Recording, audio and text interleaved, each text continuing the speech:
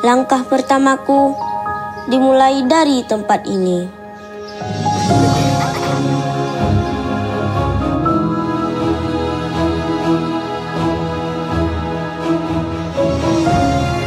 Tempatku yang mungkin jarang kau dengar telah menjadi sebuah sejarah dari bangsa yang besar.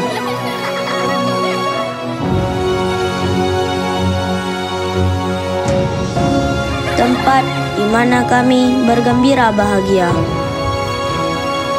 pada tawa terhadap dunia dan pada takwa terhadap agama. Itulah mengapa kami gemar belajar ilmu agama,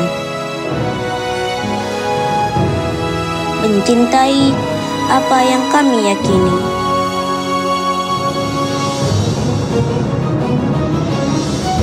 Tempat yang mengajarkanku bahwa bahagia bisa hadir dari mana saja. Setiap hari kami bertegur sapa dan bercanda.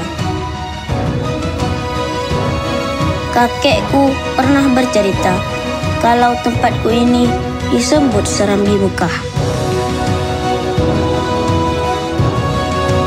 Aku suka berkesenian pada saat senja berpamit pulang.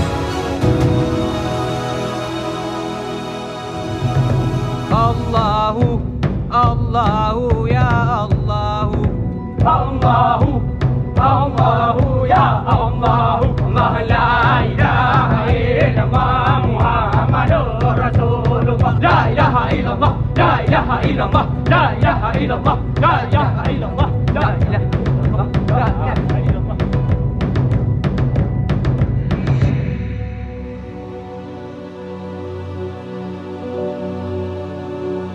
Allahu Akbar, Allahu Akbar, Allahu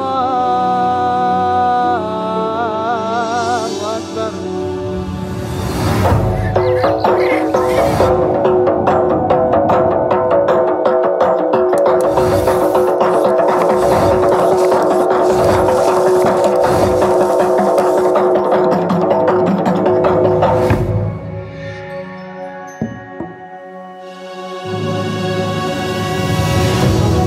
Inilah tempatku, tempat yang selalu akan menerimamu.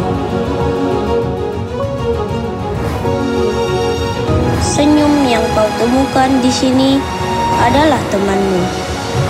Ini tempatku yang juga tanah kelahiranmu. Bangsa yang sama dengan bangsamu.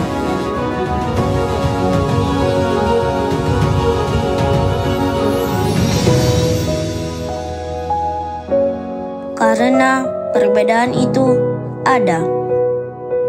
Perbedaan yang membuat kita menjadi beragam.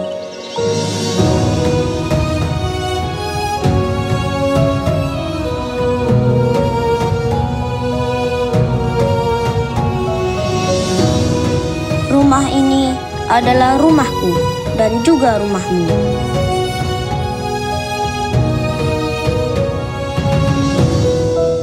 Rumah yang diberi nama Indonesia.